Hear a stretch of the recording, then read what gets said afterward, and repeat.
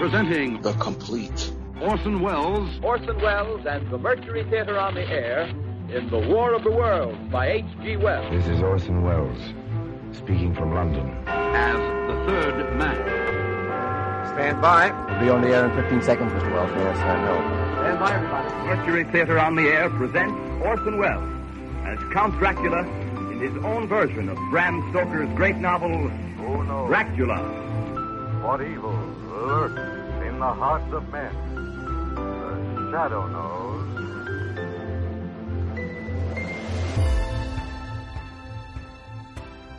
Hello world, welcome to The Complete Orson Wells, featuring a range of programs from 1936 to 1952 that Orson either produced and directed, was featured on, or guest hosted. You can subscribe to my podcast to receive notifications of new posts. If inclined, please leave a rating and or review on your preferred podcast service. Thank you for your support. Hope you enjoy. This week of The Complete Orson Wells, we are going to have his Hello American series. This episode is called The Andes. This episode aired November 22nd, 1942. Hello, Americans. This is Orson Wells. I want you please to make a picture in your mind. We're high in the mountains, in the solemn loveliness of the very crest of our planet. Below us are two oceans and two poles. We can see, as in a moment of time, all the nations of our hemisphere. We're standing at the foot of a great monument, the image of him who died proclaiming the brotherhood of man. Imagine the Christ of the Andes. That's the way I'd like to start this broadcast. That picture, and all of us thinking about it. I've asked some people to the studio tonight, and they've been kind enough to come. I'd like you to meet them. First, we'll let the lady come first. Your name, please? Mrs. Walter Jones. Your occupation? I'm a housewife. Doesn't seem like an occupation, but believe me, it is. Sure it is, Mrs. Jones. Next? Mr. Bowers. I'm a salesman. How do you do? I sell brushes. How do you do? Not only hair brushes, but floor brushes, too. Say, I don't get this. What kind of a show is it? And your name, please, and occupation. I'm a truck driver. My truck's waiting downstairs on the street, and my wife's waiting at home. Well, I won't keep you long, Mr. Probus, Nick Probus. Thank you. I've invited you here, the three of you, in order to ask you some questions. Hey, I'm your man, Mr. Wells. Now, I'd like to take names of ball players. I'd like dates in American history, if possible. How about actors and actresses for my I'm choice? very sorry to disappoint you, all of you, but our question for tonight has to do with some mountains. What are the Rocky Mountains of South America? The equivalent to the Rockies. No coaching from the audience, please. You, sir? The Andes? That's absolutely correct. Mrs. Jones, what do you know about the Andes Mountains? It's very hot down there, I believe. Tropical, jungle, most of it. Some of the Andes are in jungle.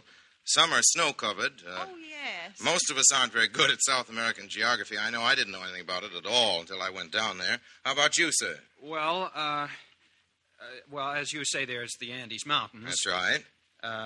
Then there's the Amazon. Right. Several big rivers. And the countries are Brazil, Argentina, Chile, Argentina. A couple of more, I think. Mr. Probus? Well, that's where Carmen Miranda comes from, South America. She certainly does. Now about the Andes. Mr. Wells, excuse me. Yes, little girl. Oh, hello. I haven't seen you since Columbus Day. Hello, Mr. Wells. I know some things about the Andes. All right, go ahead. The Andes is a mountain system which forms a continuous chain along the western coast of South America. It is over 4,000 miles long and in some parts 100 miles wide. Its average height is 13,000 feet, and there are big birds called condors which can fly over the Andes without stopping once. Thank you, little girl. That helps a little, but... Just in time. I've come just in time. Howdy, Mr. Wells. Who are you? I'm the man with the facts. Can't start anything without knowing the facts. Facts, figures, there's the key to knowledge. Take away the facts and civilization goes to pieces. That's very interesting, but I'm afraid... Andes, did you say? Two principal chains. Eastern chain's called the Andes, western chain's called the Cordilleras. The Andes are longer, higher, wider than the Rockies. The islands of Tierra del Fuego at Cape Horn are also part of the Andes, coming up from underwater. Lakes, South America's full of lakes, most of them in the Andes. Titicaca, only one of its kind. 12,545 feet above sea level. Volcanoes, highest active volcanoes in the world. There's facts for you. Thank you very much. Llamas and alpacas. Andes, the only place in the world you can find them. $1,500,000,000 worth of silver have come out of the Potosi mines in the Andes. Well, I must run along, catch another program. Great demand for facts these days. Here's my card. So long. Well, we've got some facts, all right, but do facts tell the story? How do we best tell it? By anecdote? By heroes? By legend? Is there a chain that binds this scattered history together? The Andes. Not only mountains. On these towering hills, kingdoms and empires lived. And here both tyrant and liberator planted their flag.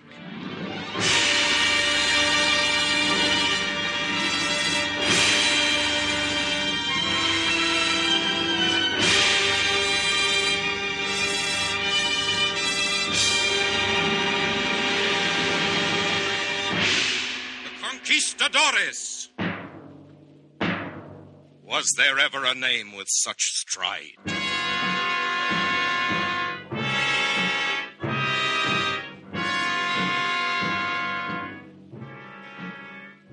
Conquistadores, men from the East with a pull of history in their blood.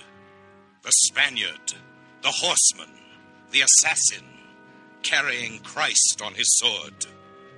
Pizarro, conquistador. Pizarro, the man, the mortal, daring the giant Andes of Peru.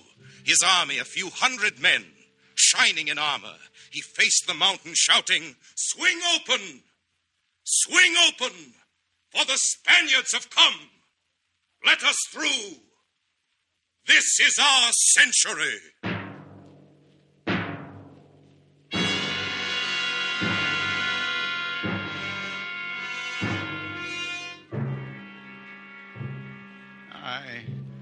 So we've come, and what will remain of us? Pizarro leads us to our death. Gold?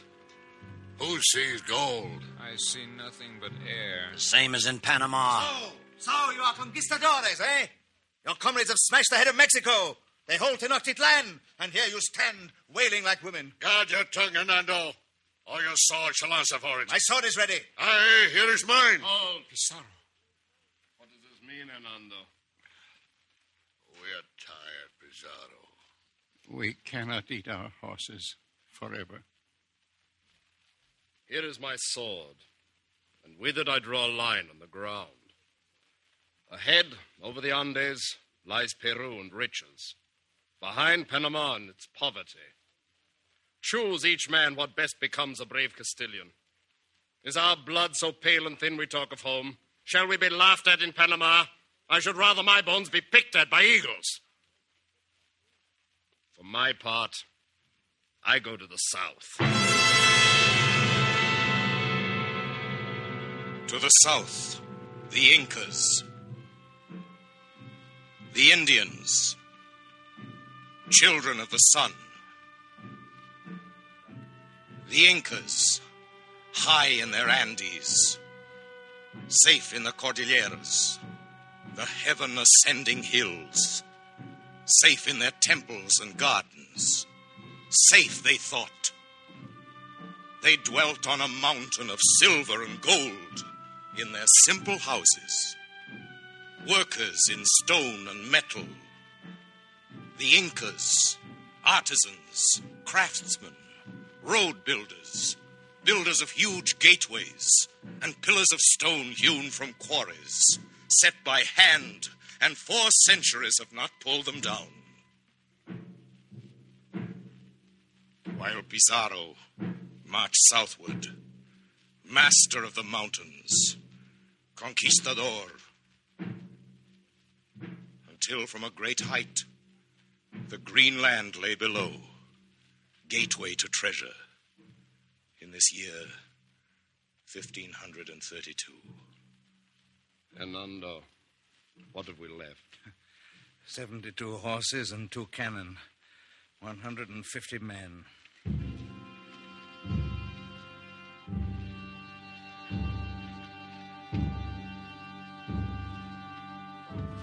While to the south, at Cajamarca, the chief of all the Incas, tall warrior Atahualpa, stood in the door of the great temple.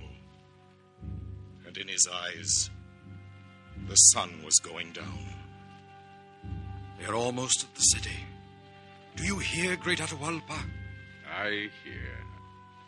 Perhaps they are the white children of the sun who return after many wanderings, as it is said in the prophecy. Why should we fear them? We are too great a people.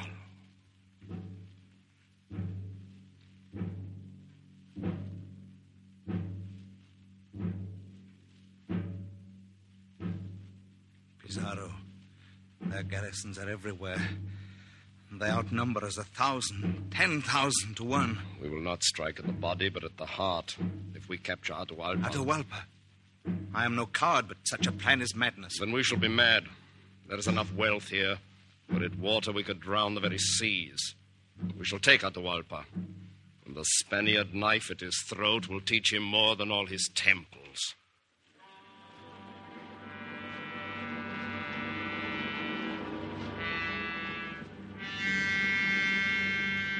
100 men were enough for it. A handful. 100 men, mortal as sin.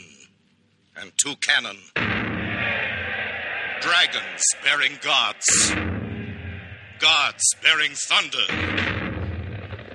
Butchers on horseback.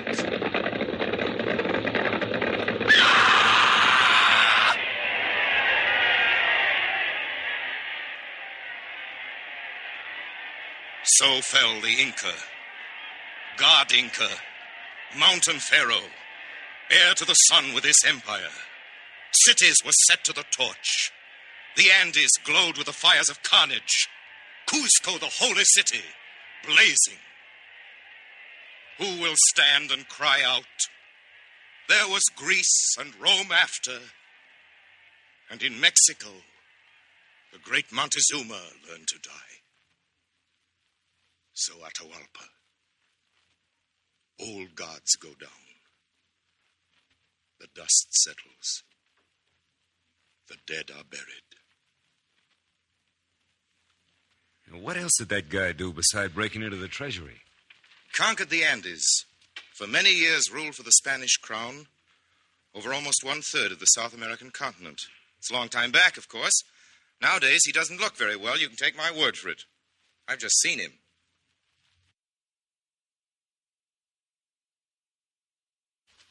I beg pardon? Pizarro? The same. I've just been to visit him in Lima, the city of the kings. Oh, what do you have to say for himself? Nothing. Nothing at all. He just lay there in his glass case in the cathedral. You see, he's a mummy, like King Tut. Has been over 300 years. He's as dead as you can get. What got him, old age? No, he was murdered by some of his own men. Well, it's like a gangster story, huh? That's one way of looking at it. There were a lot of murders from then on. Kings of Spain ruled the Andes from Spain. All the way up to the last century, the men of the Incas and their conquerors lived in a black night of murder and feud. But day drew near. The beam of light swung from the north, while Peru kneeled. Blood stained the snow at Valley Forge. 1776. The year cast in bronze, like a bell, tolling the landscape. The year ringing out over continents, and the word freedom sped down the meridians, down the paths of wind and water. The word was passed along like a coin, a bright thing, a hope, and all hands touching the coin became hard, coiled into a fist, waiting for the day of power. A shot heard round the world. The wooden bridge at Concord, spanning seas and linking men in the courage of freedom. And they heard that shot in South America. I know what came next, Mr. Wells. Yes, little girl? The liberators. Bolivar, San Martin, O'Higgins, Sucre. The liberators. Before them was Tupac Amaru, the Indian, who raised a mountain army of 40,000 to throw off the Spaniard. After his capture, they pulled out his tongue, bound him to a stake, and forced him to watch while his wife and son and kinsmen were pulled apart by horses driven in different directions. Then he himself was killed by torture. Then there was a dream of an American republic for the Indians. The Latin revolutionary Miranda, who fought for Washington and then in France, bound this scheme in a book and gave it to an English statesman who hated Spain. Sir William Pitt read it carefully, and when he closed the green morocco covers, he is said merely to have smiled. But the shot heard round the world still echoed after a quarter of a century, still hummed in the ears of man. The tyrants were fearful. They visited Spain more often for the raising of armies and for polite conversation. We shall have to take firmer steps in Venezuela. We must not allow news of the United States to reach the people. A larger army must be brought over, or else we're not safe. Oh, Bolivar, stay. I was about to leave. The air is foul here. Oh, I shall have the windows open. I'm afraid it is not the windows. Bolivar. Simon Bolivar, the liberator. Young. He'd read the books Spain banned in South America, books from North America and France. And he had the mind and heart for what he read. Handsome, very rich, with everything to lose. Look into the heart of man, Simon, and not his purse. So his tutor told him, and Bolivar listened. Look into the heart of man, Simon. Do not investigate his blood, but see him as a man. Look at truth directly with your eyes, though it be blinding. And Bolivar looked, and the truth was blinding. Yes, and terrible.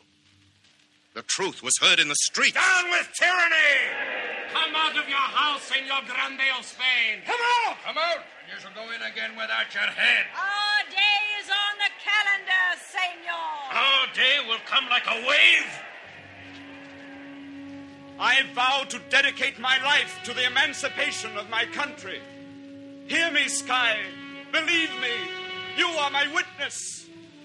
I swear South America shall one day be free.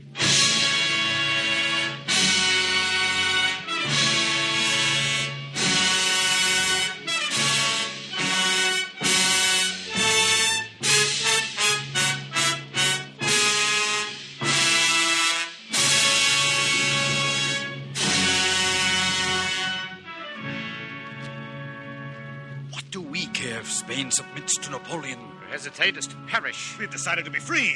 We must act. We must conquer or die, and we will conquer. For heaven does not want us in chains. And there came a time when the liberator had more to fear from the elements than the armies of the king. Spain has retaken the most of all we've won. We must surprise it back. We will march on them now, by the Andes. Andes? But my general, it's the rainy season. In some parts, the mountains are impassable. Where a goat can pass, so can an army. Pizarro once crossed the Andes with a flag of tyranny. And I shall cross them for freedom.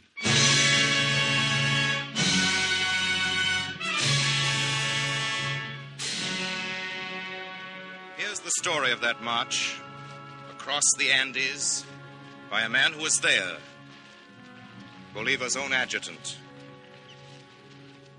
First sight of the wonderful mountains caused astonishment and fear among our Indian troops.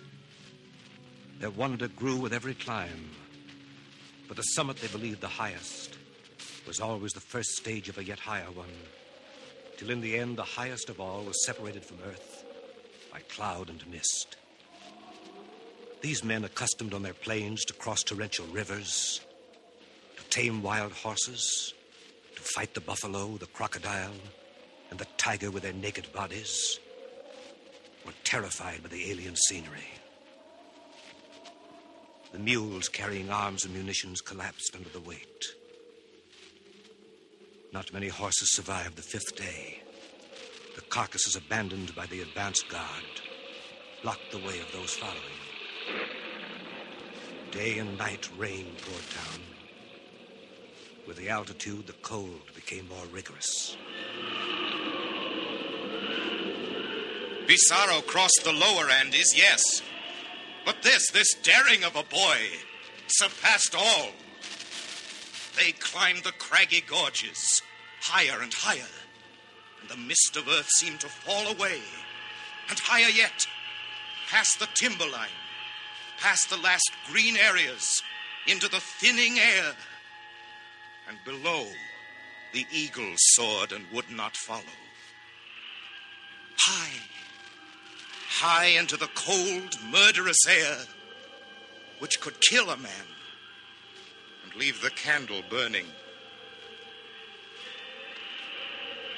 At 4 places, the way was completely blocked by huge boulders and fallen trees, or undermined by the incessant rain. The men who had been given rations of raw meat for 4 days threw them away because they could hardly carry their rifles on the steep slopes. At that time, the last horses fell. Higher, into the region of ice, into the silence, where the sky pressed upon their shoulders, and men died. Wagons went over the sheer cliffs, but the army marched, with feet bleeding, with hunger at their side. The army marched. The sides of a mountain would tumble down. The earth would open and pull them under to a white death.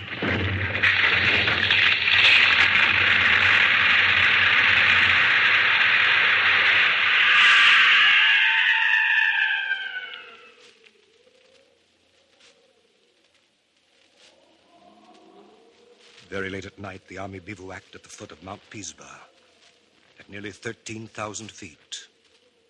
Terrible night. The men were in rags, and hail and icy wind put out the fires they attempted to light. Or death came quietly, at night, stopping the heartbeat with its icy hand, twisting the limbs into terrible shapes, picking men off as they stumbled or went mad with snow blindness. The next day, the troops crossed the plateau. Men fell marching, and many died. Some of them succeeded in restoring some warmth to their half-frozen bodies by beating themselves. That day, I noticed a group of men not far from where I was sitting, exhausted. To my question, one replied that the wife of a man in the rifle battalion, for a large number of women had come with us, was in labor. The next morning, I saw the woman marching on with the rear guard of the battalion, her newborn babe in her arms. Pizarro, can your dead bones rise? Can your glory match this glory? Does any man dare to surpass the height and heroism of a conquistador? Yes. You are far below now, Pizarro. You are tumbled from the sky forever. The democratic man climbs the Andes, and he passes your pinnacles. He shouts across the centuries. Bolivar, they're gone. We are losing 10 men a day, 20. The wagons cannot follow. Then we'll leave the wagons behind. We must get through.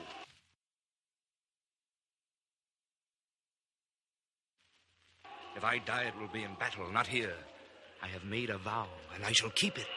This was another valley forge. And here on this height, history binds 2 events and makes them one. Later, ragged and torn, these same men went into battle on the plains, with the frost still on their lips. And what happened? Who won? I know. You tell us about it. He was outnumbered almost 2-1, and after all that marching, he still won the battle. And then what? Then there were more battles, and finally in 1820, the first constitution was drawn up for Venezuela, Ecuador, and Colombia, based on the Constitution of the United States of America. Oh, and Mr. Wells, we forgot San Martin. Jose de San Martin, liberator of Argentina.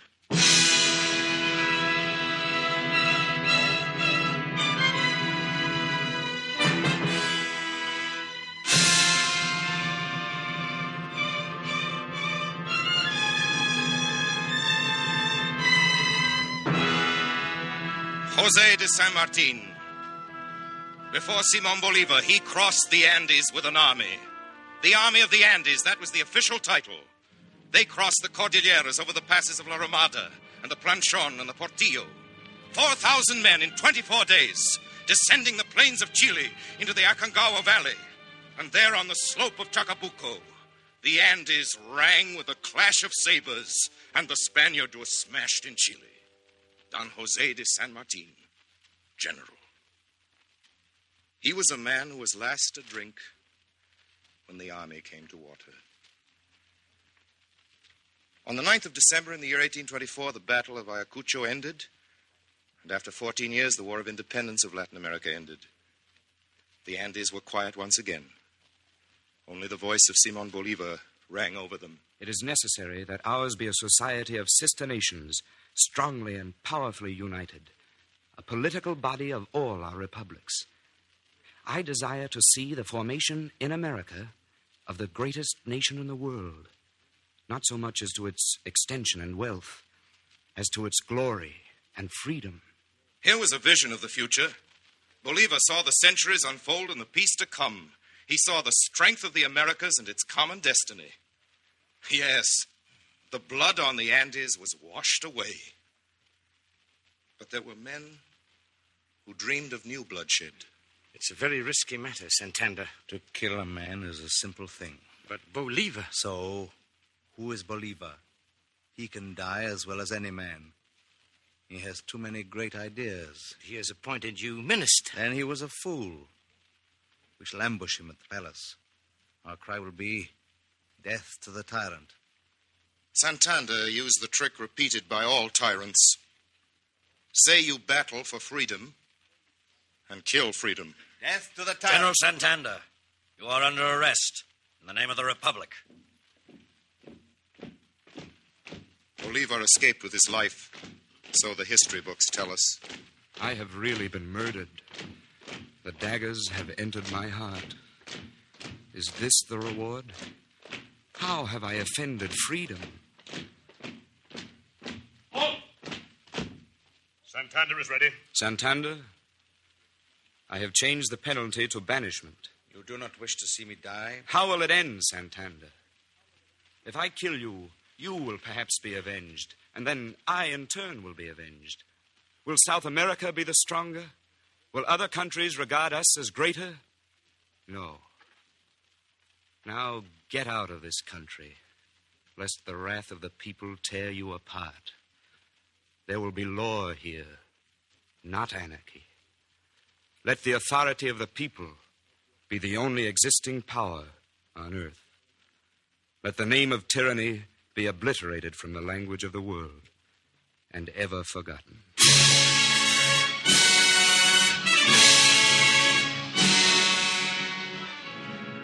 In North America, we fought a war to preserve a union of the states. And South America, too, moved to bury old hatreds. And once again, history was written on top of the Andes, this time in another century and without bloodshed. 13,000 feet above the sea, on the morning of the 13th day of March in the year of our Lord, 1904, there was unveiled the Christ of the Andes, a statue that faced the silence of the hills. Its inscription reads as follows. Sooner shall these mountains crumble to dust than our peoples break the peace which at the feet of Christ the Redeemer they have pledged to maintain. And the peace was kept to this day. The Christ of the Andes was cast in the same bronze, melted down from the border cannon. There's poetry for the world.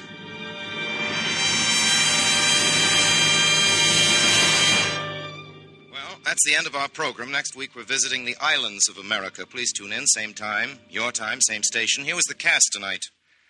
Edmond O'Brien played Bolivar. Agnes Moorehead was Mrs. Jones. Ray Collins was the adjutant. Ted Reed was the salesman. Barbara Jean Wong was the little girl. Pedro de Cordoba was Atahualpa. Heinz Conried played Pizarro. And Gerald Moore was Mr. Probus, the truck driver. It's very nice to welcome Bernard Herrmann back to the Mercury. He conducted our music for us, as he usually does. There were two compositions written by distinguished South American musicians. Night in the Andes by Justin Ailey and Il Guarani by Carlos Gomez. Now about Norman Roston. One of the best young American poets we know about is Norman Roston, and he wrote the poetry you heard on this show. I'd like to finish by repeating a few lines. Pizarro, can your dead bones rise? Does any man dare to surpass the height and heroism of a conquistador? Yes. You are far below now, Pizarro. You are tumbled from the sky forever. The democratic man climbs the Andes, and he passes your pinnacles. He shouts across the centuries.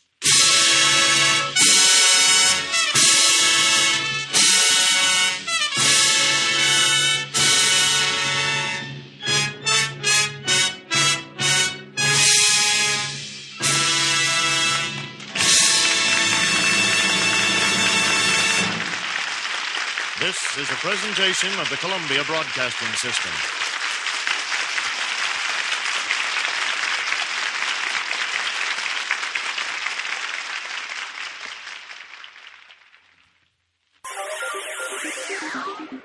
Thank you for listening to and showing your support for my podcast. If you would like to receive notifications of when new episodes are posted, please subscribe to my channel. Subscriptions are 100% free, and they really help me get an idea of how I'm doing.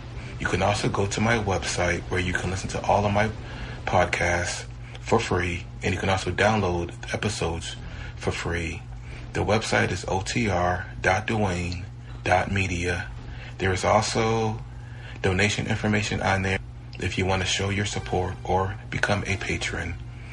You can email me at info@otr.duane.media.